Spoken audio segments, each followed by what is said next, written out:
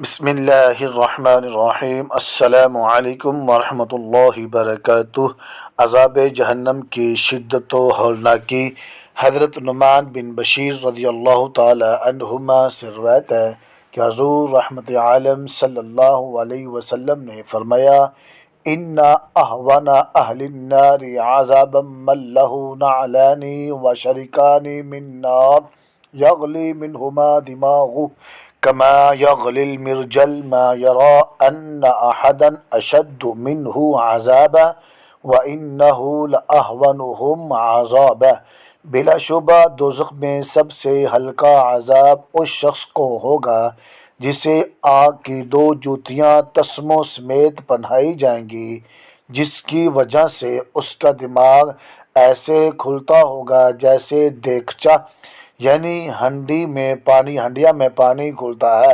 وہ سمجھے گا کہ اسے سب سے سخت عذاب ہو رہا ہے، حالانکہ اسے سب سے ہلکا کم عذاب ہوگا۔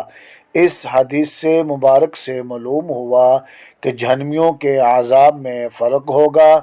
کوئی ٹخنوں تک آگ میں ہوگا، کسی کے گھٹنوں تک آگ ہوگی، اور کوئی اس سے بھی زیادہ عذاب میں مبتلا ہوگا۔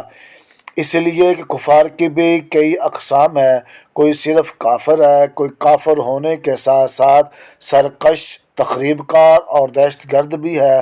بعض بدبختوں نے کفر و شرک جیسے بڑے گناہ کا ارتکاب کیا اور انبیاء کرام علیہم السلام کو ظلماً شہید بھی کیا۔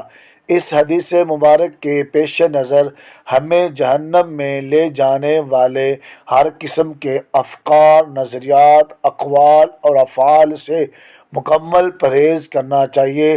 اگر جب دوزخ کے سب سے کم عذاب کی یہ کیفیت ہے تو سخت ترین عذاب کس قدر ہولناک ہوگا۔